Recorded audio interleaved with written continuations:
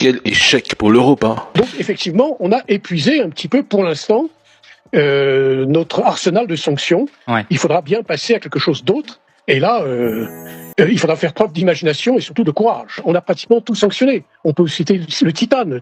30% du titane dans le monde est construit et élaboré par une société VCMA et qui est une société russe. Donc là aussi, on a encore besoin de ceci. Donc on est devant le pied du mur. L'Inde a dit que, nonobstant les taxes de 25%, ils continueront à acheter. Et là aussi, l'Inde, faut pas oublier, ils font partie du Quad. Les États-Unis ne peuvent pas perdre l'Inde, ou autrement, vis-à-vis de la Chine, vis-à-vis de l'endiguement. C'est quand même le Brésil. Effectivement, ils achètent du pétrole. En une phrase, c'est une capitulation et une humiliation totale parce que plus de 40 pays, plus de 40, se sont réunis en Allemagne le 26 avril 2022 pour armer et sanctionner lourdement la Russie. 3 ans plus tard, l'Europe a vidé ses cartouches économiques sans atteindre sa cible. 3 ans de sanctions. Embargo, exclusion de SWIFT, gel d'avoirs, arrêt du gaz russe, interdiction d'exportation de composants stratégiques, destruction du Nord Stream, 18 paquets de sanctions.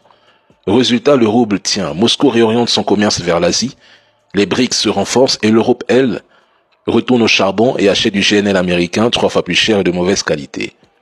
L'outil des sanctions est devenu un boomerang. L'objectif était d'asphyxier Moscou. Ironie. C'est Berlin qui ferme ses usines et Paris qui subventionne son électricité. Reconnaître l'épuisement des sanctions, 18 ans, c'est reconnaître l'échec d'une guerre hybride.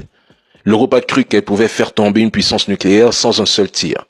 Aujourd'hui, Moscou, lui, répond avec des missiles hypersoniques et des usines de drones qui tournent 24 heures sur 24. Et maintenant, il regarde vers Trump et supplie maintenant Washington DC d'éteindre l'incendie qu'ils ont attisé avec Joe Biden.